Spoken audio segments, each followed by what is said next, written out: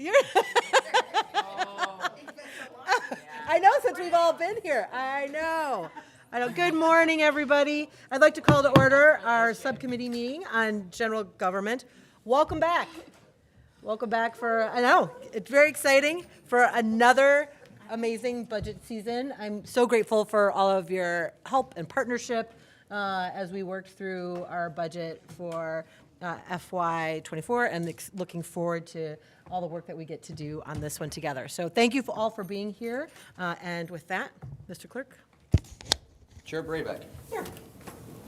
Representatives Hood. Present. Puri. Here. O'Neill. Steckloff. Present. Menser. Here. Minority Vice Chair Boland. Here. Representatives Leitner. Here. Kuhn. Here. All members are present. You have a quorum. Thank you so much. I would love it if Vice Chair Hood would move to approve the minutes from our previous meeting. Not seeing any objections, the minutes are approved. So again, we're going to have our overview of our general government budget here today. We have our folks that we get to work with in HFA. I do want to let folks know that they're going to be seeing another face right now. We have Robin with us. Robin Risco, who's amazing, as you all know. So excited to work with her. But Viola Wild, who we're going to miss right now, is on medical leave. And so I just want to say that to say, Robin is kind of in here with us, but also these are newer budgets for her. So some grace is appreciated as we have questions, and know that we are working to schedule the departments coming in for our specific questions. So just if you have really specific questions, let's hold them. I'm happy to take them to provide to the departments, whatever you all are comfortable with. But we're happy that Robin is here. And with that, I will let you all take it from here.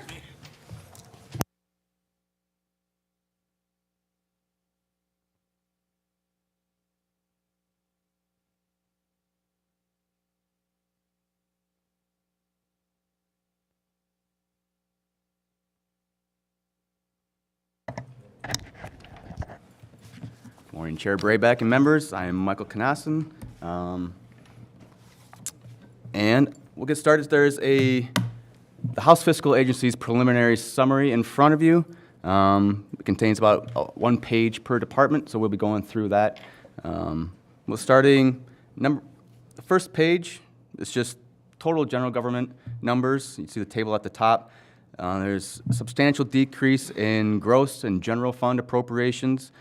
This is largely from a reductions of large one-time fundings in fiscal year 24. So you'll see a pattern throughout many of the departments, large decreases, but some incremental increases in ongoing appropriations. Overall, for general government, before we get into the departments, I'll note that there is for fiscal year 25, a recommendation for $100 million general fund into the Countercyclical Budget and Economic Stabilization Fund, or the Rainy Day Fund. This would bring, if included, that would bring the estimated balance of the fund to $2.2 billion in fiscal year 25. So we'll get started with the Attorney General. As I said earlier, there's a large reduction in gross and general funds. Gross funding is a reduction of $14.2 million, or that's a 10% reduction. And $19.3 million in general fund, which is a 25% reduction. And this is again related to removal of one-time funds from fiscal year 24. Increases include, on top, Utility Consumer Representation Fund. This includes authorization for 1 FTE position and adds $900,000.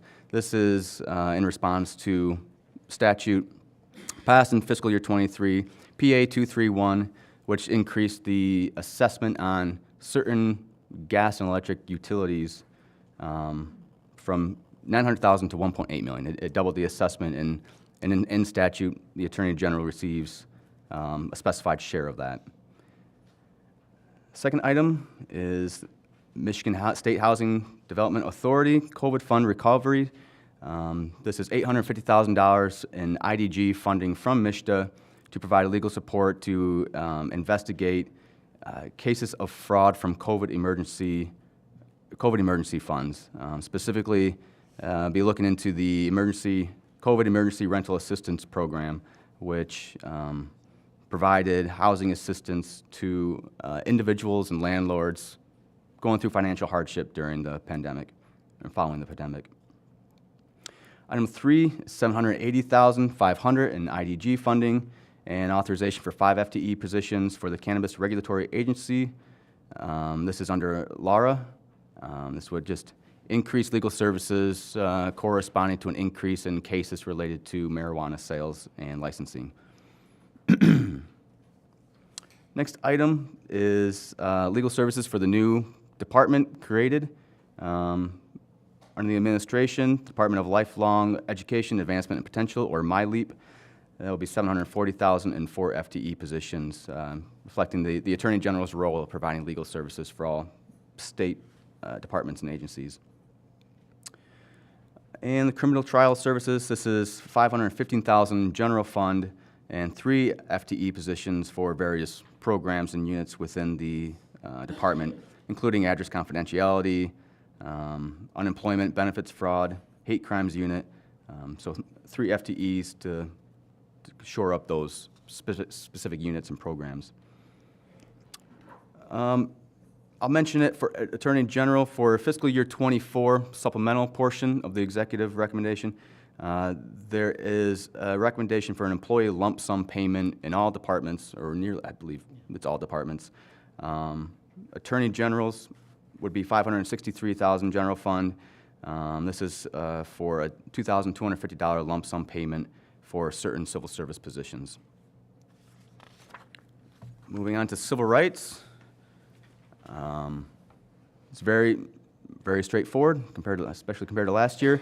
It has an increase of $610,500 gross and general fund. So that's a 1.9% increase total.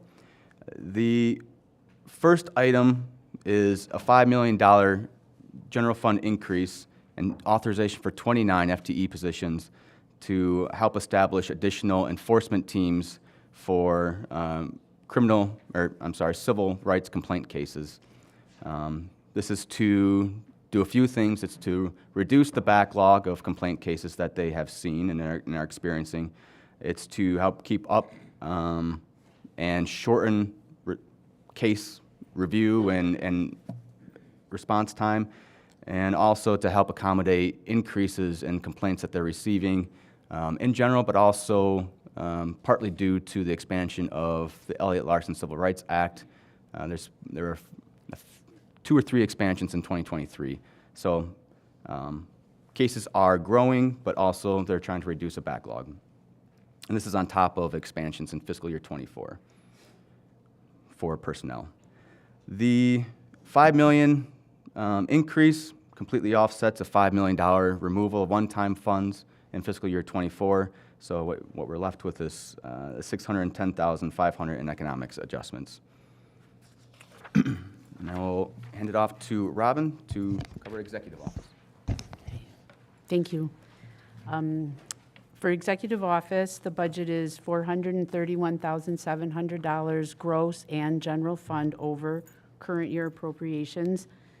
That $431,700 represents funding for negotiated salary and wage increases for employees. Specific breakdown, $77,200 for unclassifieds, and then $354,500 for the remaining staff. For the legislature budget, the budget is $8.2 million gross, $7.9 million general fund, or a 4.2% increase over current year appropriated levels. 8.1 million gross, 7.9 million general fund is broken out.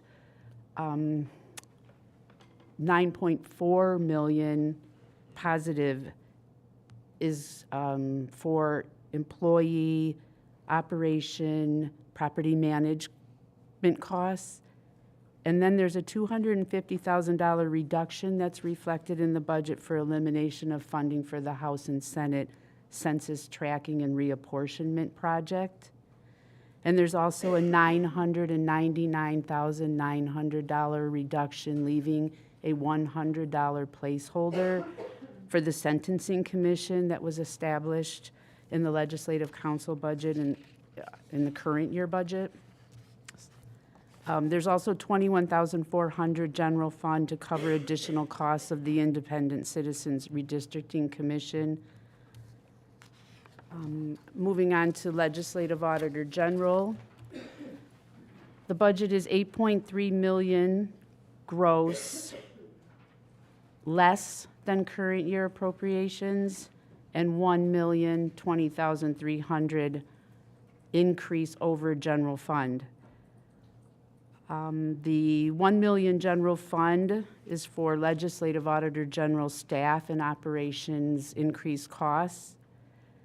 The budget's reduced by $9.3 million gross, $6.9 million in IDG funds, and $2.4 million in state restricted funding. We're not clear exactly what's going on here. We have requested more information, but my understanding is that there is an accounting issue with how the Auditor General is billing audits, and the executive wants to work with the legislature to get the issue addressed.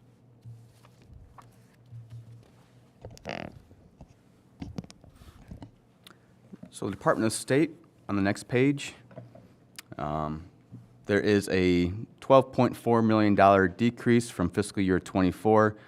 Nearly all of this is in restricted funding, again, related to a removal of one-time appropriations in fiscal year '24. The item at the top is $5.3 million, $669,000 in general fund, and it transfers 23 FTE positions for a net zero change for various personnel increases to 6 different line items. There's a lot included in this, so just want to mention that there might be sometimes some confusion between FTEs and actual personnel employees working.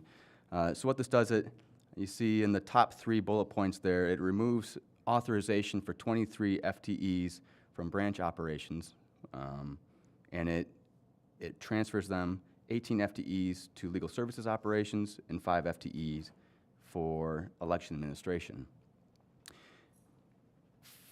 And those, in bullet numbers 1 and 3, they do reflect the actual number of employees increasing. In other places, they're just funds for new employees, hiring new employees. So the first bullet point is 18 FTEs and positions, $2.5 million. 7 would be allocated to the Office of Hearings and Administrative Oversight to improve customer case response time. 5 would go to the Regulatory or Regulation Division to reduce case review times of auto-related businesses, dealerships, mechanics, licensings for those businesses to address findings of a 2022 OAG audit. And 6 would go to the Enforcement Division to improve fraud detection and prevention. Second bullet point, $841,200 in reduction of 23 FTEs. This would provide for 8 new employees for branch offices to improve in-person services at certain branch office locations, particularly those locations that are seeing growing communities or more people. Bullet 3 is $669,000 for election administration and support. This would be fund 5 new employees to work on FOIA requests. There has been a huge increase, 800% increase since 2021 in FOIA requests, so there'll be additional support for that. Also, support for canvassing and review of petitions to help reduce time to canvass petitions. Fourth bullet point would be $599,000 for department operations, 0.0 FTE increase. 3 of these would be for processing reimbursements to local governments, so financial office for reimbursing locals, and 1 for additional HR training. 5th bullet point, central operations, $439,800. 3 new employees would support the call center to reduce the wait time, and 1 for IT programming, particularly related to changes to the CARS system, which is the the Secretary of State branch office information system used for vehicles and drivers. And finally, $264,600, 0 FTE increase to support 2 new employees in the executive direction for community outreach and customer service for organizations that the department partners with. So we move down to the second item, which is $1.1 million to implement changes from proposal 2022-1 related to financial reporting of elected officers and candidates for elected office. These changes were implemented in the public acts cited in the description there, and they require new requirements. Require financial disclosure reporting by current elected office officials and candidates for elected office, and codifies the Michigan Constitution as amended. The third item will be $1.1 million in state restricted funds for increased postage rate, mailing rates, and postage, and then economics adjustments. All of these increases, except where noted with the general fund, all come from the Transportation Administration Collection Fund, state restricted. For fiscal year 24 supplemental appropriations, there is $5.7 million in federal funding to authorize the expenditure of 2 federal HAVA grants, or Help America Vote Act. The first was authorized in 2022, and then another in 2023, $1.7 million each.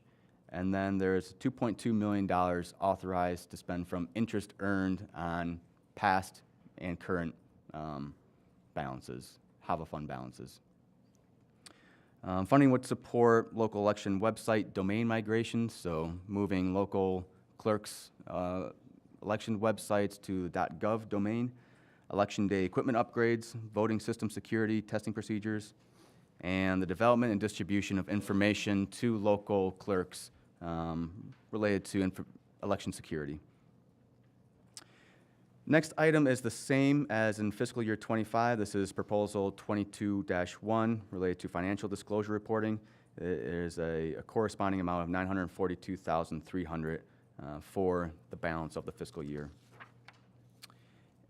And again, in fiscal year 24, there is $1.1 million in state restricted funding for the purchasing agreement with the Department of Corrections to manufacture vehicle license plates.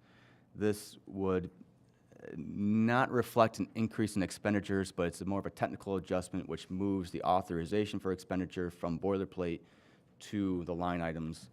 So it's for more transparency, it's being shown as a $1.1 million increase in the line items, but it's a technical adjustment for accounting to help with that contract.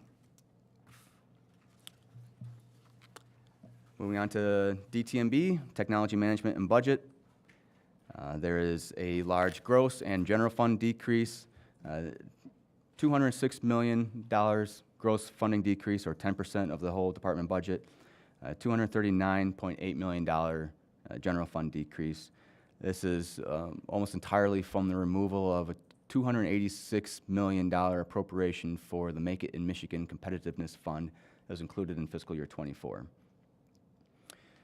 First item is a $31.5 million appropriation to offer to the civil service employees a one-to-one match up to $25,000, I'm sorry, $2,500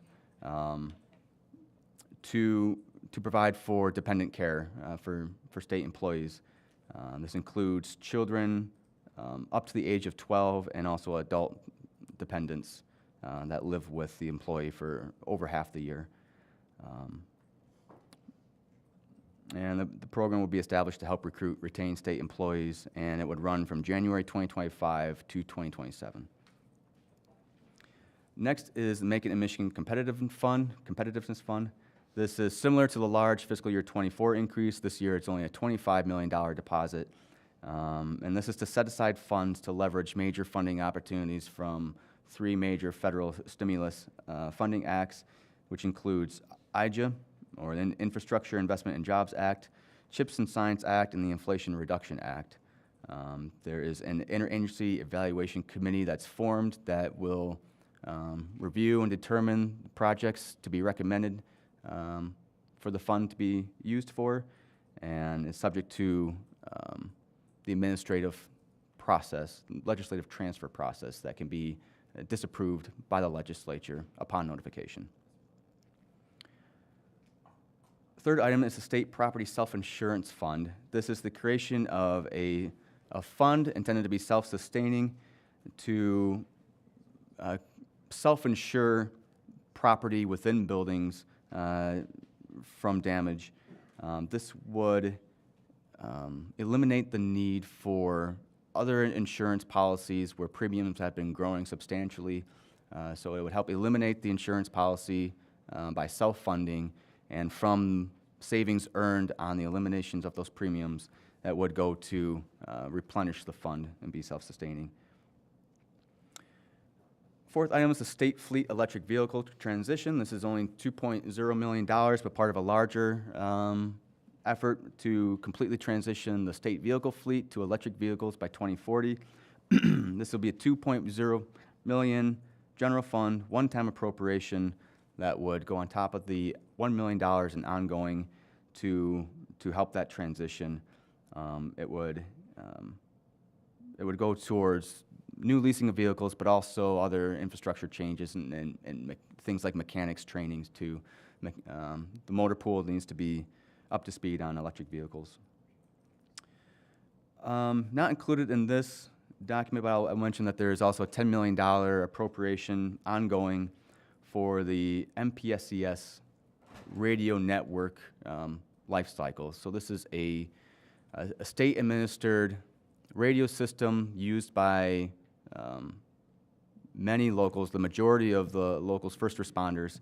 $10 million would provide for ongoing maintenance and repair and replacement of parts for that system.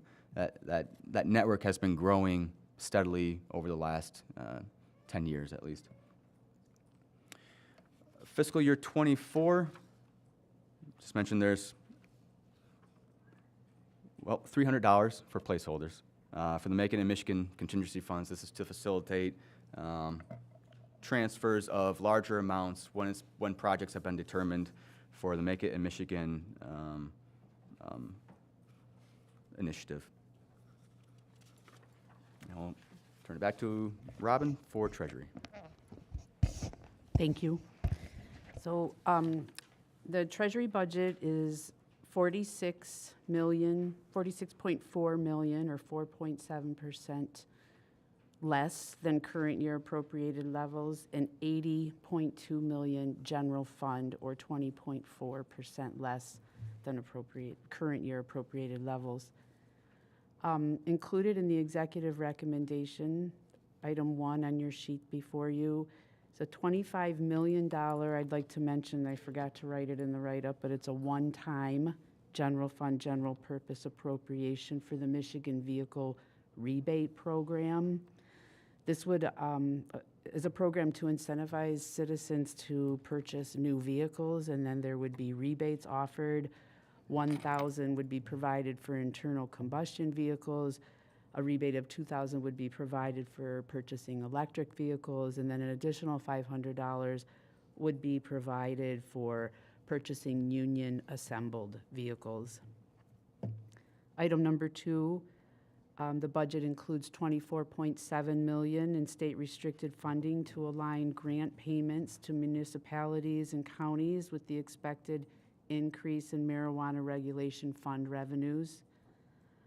These are grants to counties to offset regulatory activities.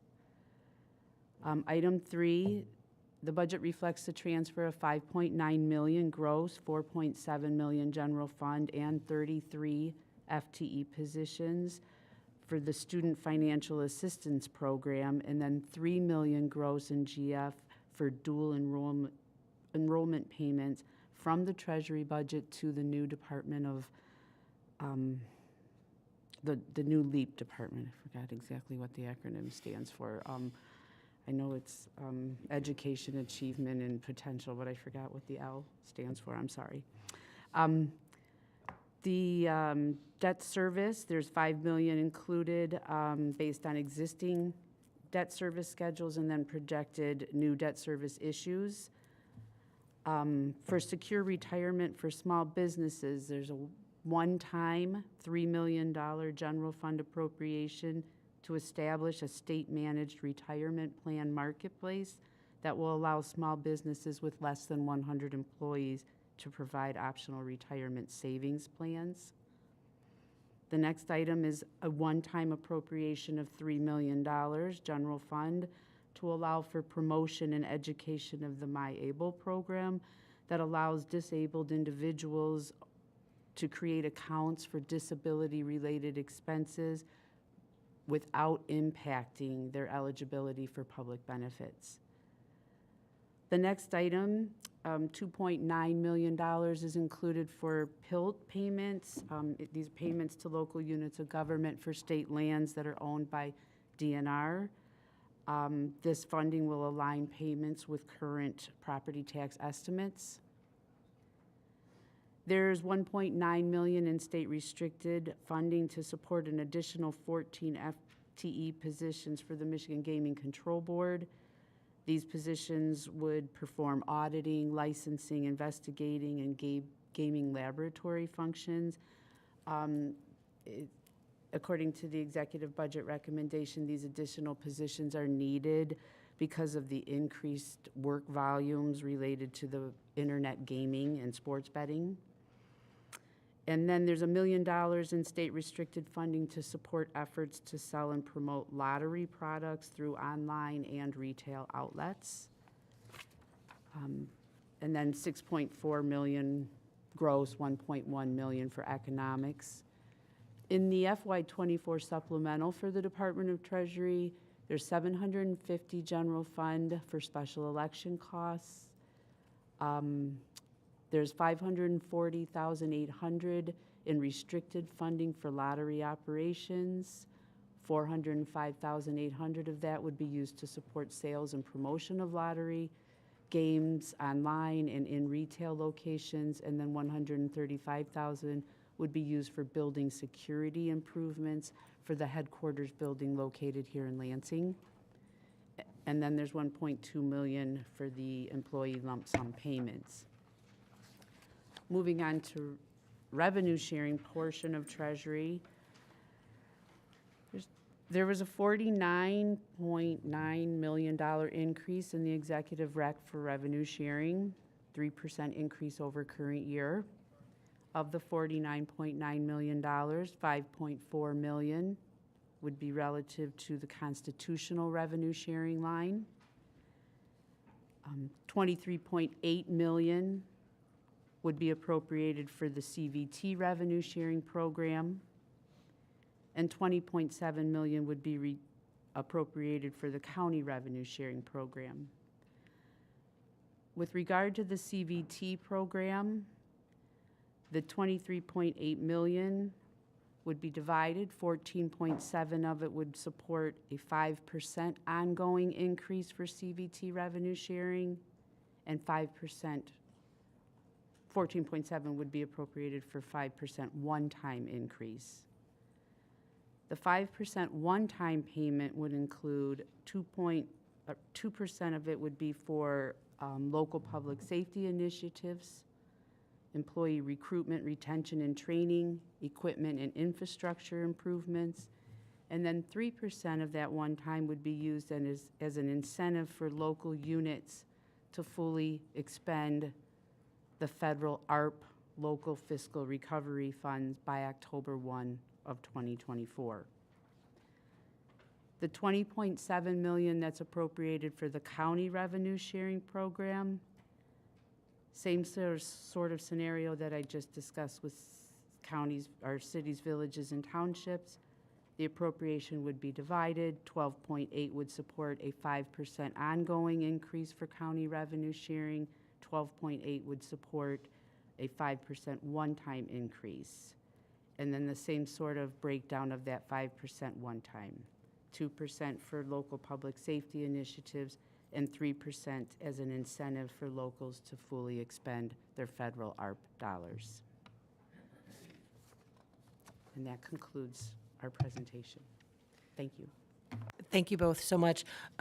I did neglect, because I was looking right at him, to say Michael is here with us, Michael Knassen, and so I apologize for that.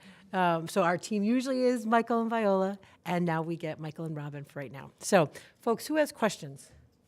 Rep. Menser. I'd like to start with the legislative auditor general budget and the decrease of 28%. And you mentioned that there was an accounting issue. So I'm wondering, are we going to have some kind of a forensic analysis of the auditor general's spending habits?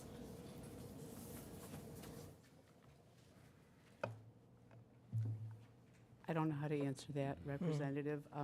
I would say that at this point in time, we've asked for more information. And my understanding is leadership will be working with the governor and coming to an agreement on how to handle these auditing and financing of these audits. And I guess you might want to talk with your leadership. I'm sorry, I don't know how else to direct you. Okay. That's just very intriguing. And then in the technology management and budget, we talked about the state electric vehicle transition. And this was for the purchase of EVs as well as changes to the motor pool operations. I don't see anything in here on charging stations. Rep. Menser, can you turn on your mic? Thanks. I think charging stations will be a part of the infrastructure changes that would be included in here. There is, from fiscal year '24, there was 1 million, which was the first ongoing 1 million appropriation for this. That was to go towards a pretty large-scale study of how the state uses its vehicles, what future needs there would be to prepare for the transition. And part of these funds in fiscal year '25 would go to complete that study, but also the study would also give direction on where money should go. But charging stations would naturally be a part of that as well. Okay, thank you. And then next under Treasury, I'm a little confused. We have the gaming control with an increase of $1.9 million because of the increasing volumes from the popularity of internet gaming and sports betting. And yet, in the very next line, we're adding $1 million to support efforts to sell and promote lottery products. And on the next page, under lottery operations, we're including an additional $405,800 to support sales and promotion of lottery games. If we're going to spend, an extra 1.9 million because of the increase in sales, it just doesn't make sense to me to add, another $1.4 million to promote sales. People are already buying the heck out of the tickets. Do you want me to answer that? I can answer that.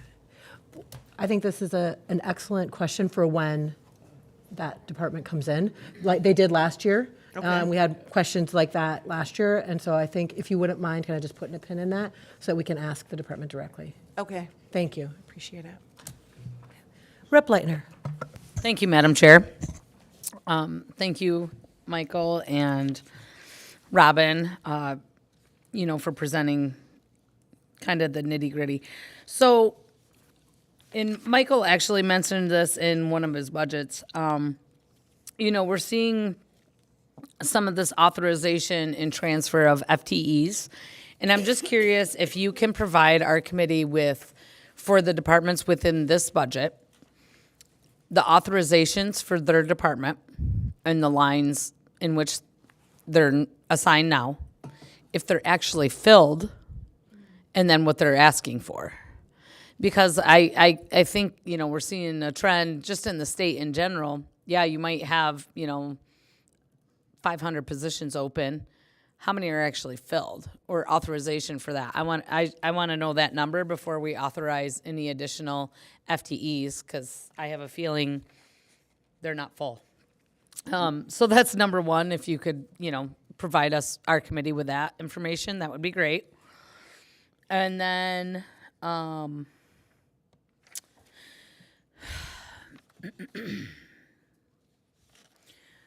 just wondering if in one of the line items, and this might be more departmental, but you guys might know as well, under DTMB, when you're talking about the flex spending account, is that a typo or the amount of money? Because if you do the math, $2,500 for 1,200 employees for 3 years is like $9 million. So that is, You that's how many state employees are currently using this. So it's currently available without a state match. Okay. So they can use a flexible expending account to set aside pre-tax dollars for dependent care. Right. It's expected that many more employees would use the FSA offering with the incentive. Okay. And I will add on the FTE authorization. Generally, there is a buffer, right, as a 10% buffer, generally speaking, between what's authorized and what's filled. But we should be able to get those reports to you fairly easily. Thank you. And last question, and I'm not quite sure if this is more DTMB or you guys, but on the 10 million for the Public Service Commission, with the 800 megahertz system, whatever. I know that like our locals use it, for our 911 system. We're on that tower. Is there some sort of match in their MOUs or some sort of fee to help offset the cost of the maintenance and, restructuring of towers later on? Do you know? There was an ongoing local subscriber fee. I believe that fee system has changed recently to more of like a initial fee to get on the system. I'd have to check on the specifics of that, but it's still appropriated local dollars for that system. But it's a small percentage. I think it's about $2 million in local, and the overall program is 50 or 60 million. I have to check, but it's a small portion. But I will check on the fee structure for locals. I just have one more, Madam Chair. Thank you. Okay, and then I was looking in the PILT program, and obviously I come from an area in Jackson County that depends on PILT, but I'm just curious, there's an increase in here, but I think there's probably going to be some lapsed funds also this year, so I'm just curious if you can provide us with the municipalities or entities that actually receive PILT in why there's still money in there and then they're asking for an increase. Thank you. Great, thank you. Minority Vice Chair Bowen. Thank you so much. Thank you for your presentation. So I have a question as it relates to emergency calls and dispatch. And currently on telephone bills, there is a surcharge. So I don't know if that falls under one of these departments or another one. It's the county. There's a state one and there's a county one. But I want to know where it is, what is, by chance, what the authorizing legislation is. Okay. And where I'm going is I want to see is that being fully utilized. I do know that when it was originally enacted, it was per landline, one per house. And we know, houses have maybe 0 landlines, but multiple cell lines. And some concern that, we're not utilizing those funds fully, but I'm not sure where it falls. Thank you. That would be under Treasury, so yes, we'll look into that. Thank you. Michael and Robin, thank you so much. Those are all the questions for today. We really appreciate it. So folks know, we're working with our HFA partners to just make sure that we have the full lineup of all the departments coming in, and so we'll send that out so that everybody has that. They kind of prepare for questions that you might have for the individual departments, but we'll make sure to get that to you. As always, if you have any questions, always feel free to ask, and I will get answers, especially when I don't know know the answer. So I think, Michael, we've covered everything? Right, okay. All right, then, thank you, everybody. With no further business before the committee, the meeting is adjourned. Thanks, everybody, I appreciate it.